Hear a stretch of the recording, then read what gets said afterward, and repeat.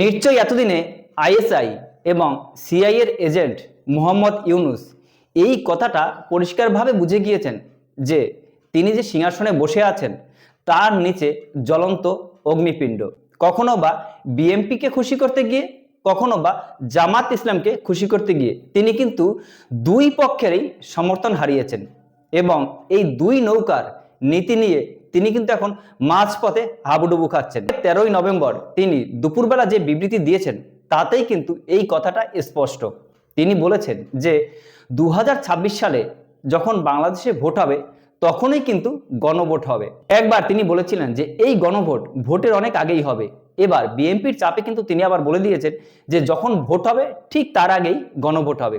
মোহাম্মদ ইউনুস শুধুমাত্র যে বিএনপি কিংবা জামাত ইসলামের রোষানলে পড়েছেন এমনটাই নয়, কিন্তু তিনি ফিজিক্যাল এডুকেশন এবং গানের টিচার বন্ধ করে দিয়ে শত শত টিচারদের কিন্তু মুখের ভাত কেড়ে নিয়েছেন এবং এই জন্য কিন্তু রাজপথে প্রচুর আন্দোলন হচ্ছে।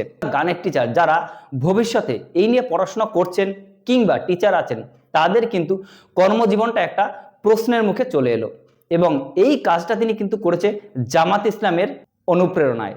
বাংলাদেশের জুলাই অভ্যুত্থানের যে মানবতা বিরোধী কাজকর্ম হয়েছে তার জন্য শেখ হাসিনাকে বিচারের আওতায় এনে তার সেই বিচার প্রক্রিয়ার তার কি বিচার হবে সেই বিচার নির্ধারণ করা হবে 17ই নভেম্বর এবং এই দিনেই কিন্তু শেখ হাসিনার দল আওয়ামী লীগ সমস্ত বাংলাদেশে লকডাউন হিসাবে ঘোষণা করেছে।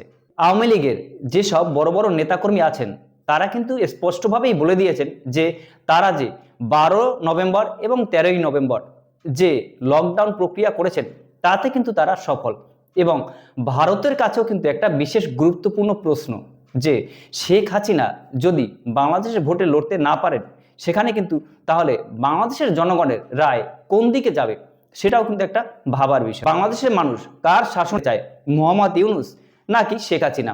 আপনাদের মূল্যবান মতামত অবশ্যই আমাদের কমেন্ট সেকশনে কমেন্ট করে জানাবেন।